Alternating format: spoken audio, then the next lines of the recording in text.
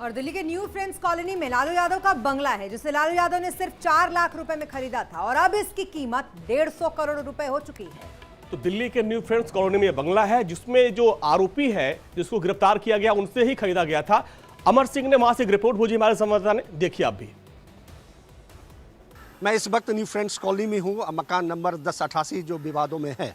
कहा यह जा रहा है कि लालू प्रसाद यादव का यह मकान उनके बेटे के नाम से यह मकान है, तेजस्वी यादव के नाम से। दिल्ली का यह बंगला मुसीबत का वजह बना हुआ है। इस बंगले में दिल्ली के न्यू फ्रेंड्स कॉलोनी का और बंगले का नंबर 1088 4 मंजिले। इस बंगले का registration mentions A B exports private limited के नाम पर है। इसी कंपनी के ईडी का मानना है कि यह बिहार के पूर्व डिप्टी सीएम तेजस्वी यादव के मालिकाना हक वाली कंपनी और इस पर नियंत्रण उन्हीं का है।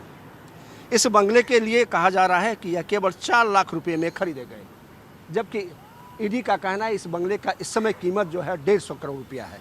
कहा यह जा रहा है कि लालू प्रसाद यादव जब रेल मंत्री थे तब उन्होंने गलत तरीके से पैसे इकट्ठे करके इस मकान को खरीदा था, लेकिन ईडी लगातार इस बात की जांच कर रही है और आज ईडी ने लालू प्रसाद यादव के छोटे बेटे तेजस्वी को भी कॉल करके उन्होंने बुलाया है कि पटना में हाजिर होने के लिए कहा है।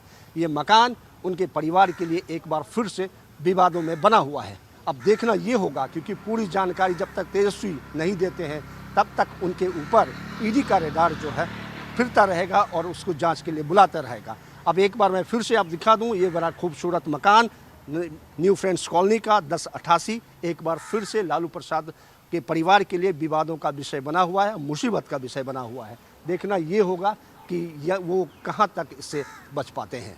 दिल्ली से कैमरामैन डीपी यादव के साथ Amar Singh, India daily live. तो सियासत के साथ ईडी का फंदा। शिवपूजन इस वक्त हमारे साथ जुड़ चुके हैं एक बार फिर से। बिहार हो या रांची, इस वक्त एक ही जैसा लग रहा है, लेकिन खास करके लालू परिवार के साथ जो कल से हो रहा है शिवपूजन, उसमें आज भी हम देख रहे हैं कि पूछताछ जारी।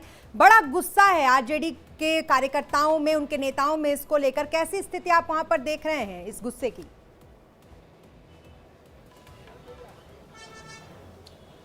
देखिए, स्थिति तनावपूर्ण जरूर हो जाती, लेकिन है कि तेजस्वी यादव ने सारे कार्यकर्ताओं को संयम बरतने के लिए कहा है। इसलिए कार्यकर्ता यहाँ बड़ी तादाद में इकट्ठा तो जरूर हुए हैं, शांत हैं। अब देखिए कि मैं ठीक ईडी ऑफिस के सामने का दृश्य आपको दिखा रहा हूँ। हाथ में राजद का झंडा लेकर के कार्यकर्ता डटे हुए हैं। दरअसल ये वो कार्यकर्ता है, ये तब तक यहाँ से नहीं हटेंगे जब तक तेजस्वी यादव ईडी दफ्तर से बाहर ना निकले। जो राजद के दूसरे बड़े नेता हैं वो अंदर बैठे हुए हैं। यहाँ शक्ति धाम में मंदिर है पास में, मीसा भारती कल यहीं पर बैठी हुई थी और तमाम कार्यकर्ता ये पूरी सड़क यहाँ से लेकर के बिस्कुमान भवन यानी कि गांधी मैदान तक हुजूम है। एक जन सैलाब के रूप में तमाम कार्यकर्ता यहाँ पर इकट्ठा है, कोई हिलने वाला नहीं। इसीलिए मैं बार बार कहता हूँ कि ईडी का सम्मान हो, ईडी की पूछताछ हो, लालू की राजनीति में कहीं कोई फर्क नहीं पड़ता है। इससे जो वोट बैंक है लालू प्रसाद यादव का वो और ज्यादा कंसोलिडेट होता है। और यही कारण है कि हेमंत सोरेन के तरह नहीं, इन्होंने जब सम्मन आया तो बाप बेटे दोनों ही पहुंचे और दोनों ने ईडी के सवालों का सीधा सामना किया। अभी भी पूछताछ चल रही है, कब तक चलेगी हम कह नहीं सकते। कल लालू यादव का 10 घंटे के आसपास पूछताछ चली थी। 11:15 के आसपास तेजस्वी यादव यहां पर पहुंचे हैं।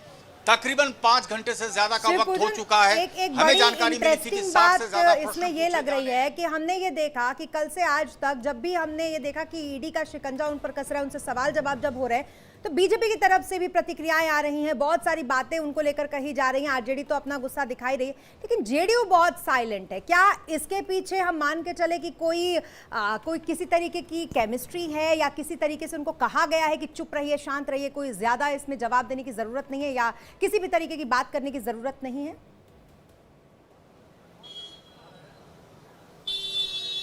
देखिए, केमिस्ट्री तो ध्वस्त हो चुकी है, पूरी तरह से ध्वस्त हो चुकी है। याद होगा कल मैंने जदयू के एक मेंबर ऑफ पार्लियामेंट से बातचीत की थी।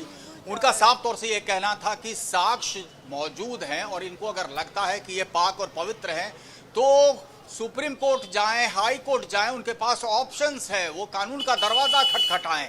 फिर उनका यह कहना था कि जो भी साफ छवि का है, स्वच्छ छवि का है, उनके खिलाफ आखिर ईडी क्यों नहीं लगती।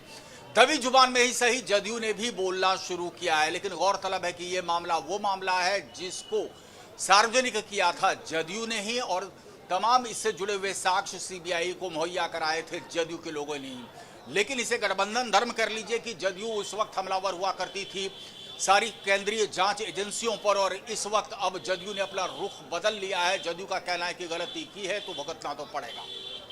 चलिए शिवपूजन जी, बहुत बहुत शुक्रिया। खबर पर नजर बनाए रखिए, अपडेट के लिए आपके पास आएंगे और एक एक अपडेट सबसे पहले हम आप तक पहुंचा रहे हैं। तेजस्वी यादव से पूछताछ जारी है और ईडी ऑफिस के बाहर हमारे दो सहयोगी हैं, एक एक अपडेट आप तक पहुंचाते हैं। लेकिन यहां पर